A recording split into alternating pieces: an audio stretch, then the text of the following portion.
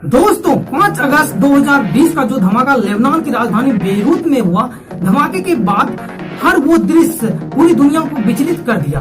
जो धमाके के वीडियो वायरल हुए उसे देखकर ऐसा लग रहा है जैसे मानो जापान के हिरोशिमा और नागासाकी पे गिराए गए एटम बम 6 अगस्त और 9 अगस्त 1945 के बाद फिर से 5 अगस्त 2020 को ऐसी घटना घटी। लेकिन लेबनान के प्रधानमंत्री ने इस विस्फोट का आरोप सीधे सीधे उस गोदाम पे लगाया जिसमें 2750 टन अमोनियम नाइट्रेट गैरकानूनी तरीके से संग्रहित करके बेरूत के बंदरगाह पे रखा हुआ था और इस विस्फोट का साजिश करता हो सकता है कि कोई आतंकवादी संगठन निकले।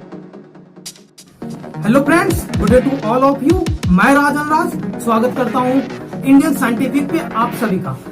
फ्रेंड्स, 5 अगस्त 2020 को पूरी दुनिया ने लेबनान की राजधानी बेरूत में परमाणु बम जैसे धमाके को देखकर आहत हुए और हर इंसान को झकझोर दिया। उस हमले के शिकार हुए जनता को देखकर मेरे और मेरे पूरे भारत की सहानुभूति उनके साथ है जो परिवार इस धमाके के शिकार हुए। क्या ये सच है कि अमोनियम नाइट्रेट एटॉमिक बम की तरह घातक हो सकता है? अमोनियम नाइट्रेट क्या है और यह खतरनाक क्यों है? आइए जानते हैं। अमोनियम नाइट्रेट एक औद्योगिक रसायन है जो आम तौर पर उर्वरक में और उत्खनन और खनन के लिए विस्फोटक के रूप में उपयोग किया जाता है। तीव्र गर्मी के संपर्क में बड़ी मात्रा में अमोनियम नाइट्रेट एक विस्फोटक को ट्रिगर कर सकता है।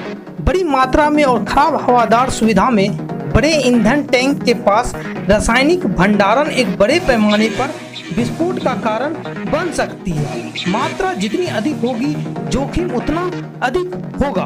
बात करें एक पैमाने पर, यह विस्फोट एक पारंपरिक बम से होने के बजाय परमाणु बम से बहुत कम असरदार है।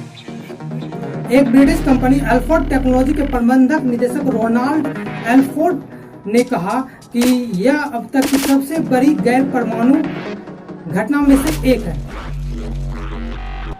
सबसे घातक औद्योगिक दुर्घटनाएं अमोनियम नाइट्रेट विस्फोट के कारण भी हुई है। सन 1921 में जर्मनी में ओपुल संयंत्र में अमोनियम सल्फेट और नाइट्रेट का विस्फोट ने 565 लोगों की जान ले ली थी। 1947 में टेक्सास शहर के अमेरिका में एक जहाज में लगभग 2300 टन रासायनिक में आग लग गई। 567 लोग मारे गए।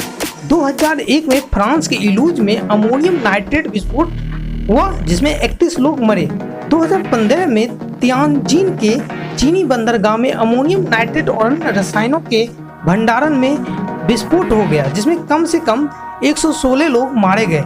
बम बनाने के लिए अमोनियम नाइट्रेट को अन्य पदार्थों के साथ मिलाया जा सकता है। अब यह बहुत बड़ा प्रश्न उठता है मानव समाज की ओर से, क्योंकि हर देश ने अपने अनुसार परमाणु बम और हाइड्रोजन बम के जखीरे को इकट्ठा करने में लगे हुए हैं।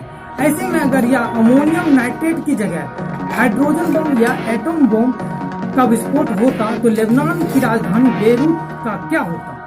पहले आइए जानते हैं एटम बम और हाइड्रोजन बम अमोनियम नाइट्रेट से कितना खतरनाक है।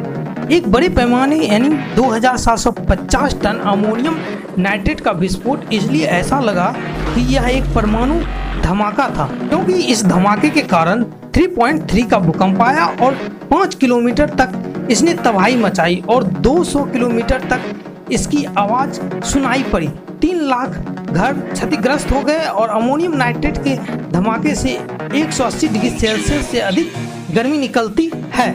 एटम बम या हाइड्रोजन बम अमोनियम नाइट्रेट से लाखों गुना ज्यादा शक्तिशाली विस्फोटक है। जैसा कि हम लोग जानते हैं, विश्व युद्ध 2 के दौरान गिराए गए एटम बम हिरोशिमा और नागासाकी पर 1945 में 2000 आदमी मारे गए।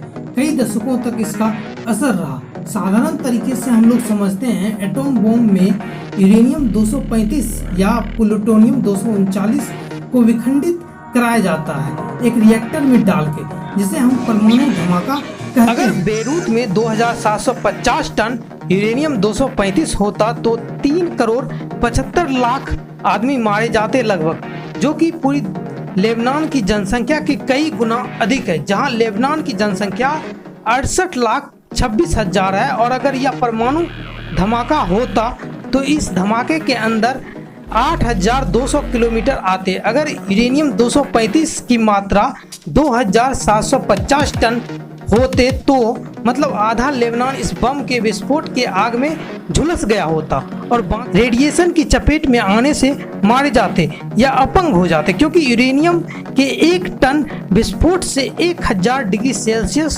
का ताप निकलता है। तो अगर सोचे 2,750 टन अमोनियम नाइट्रेट की जगह 2,750 टन यूरेनियम 235 होता तो कितनी ताप निकलता।